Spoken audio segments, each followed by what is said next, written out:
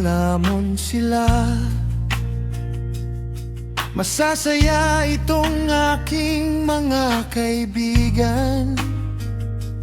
Abot kamay nila ang bunga ng puno, dahil balikat ko ang ginawang tuntungan. Habang namimitas, lalong natatakam.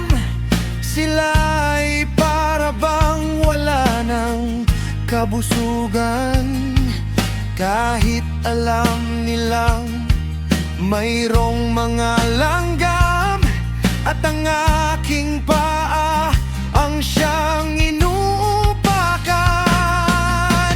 Nais ko nang magpahinga, marami na akong nagawa at natulungan. Ako'y labis na nag-alala, baka ang puno ay tuluyan ng maubusan ng bunga.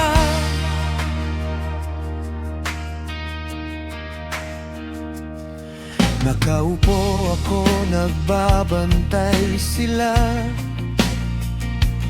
Ang mga aso ko'y laging maaasahan. Hindi ko lang alam ang binabantayan. Ito bang puno o itong aking upuan? Itali ko kaya sa bahay ng langgam?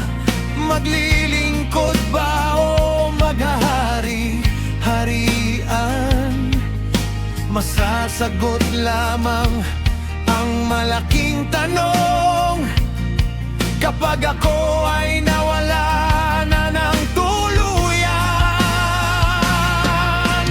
Nais ko nang magpahinga,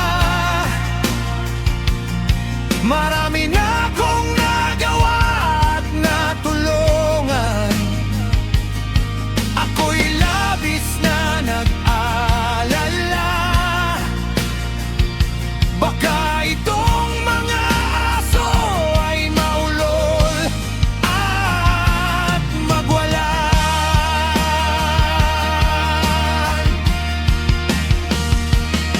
Nakaupo ako, naiinggit sila.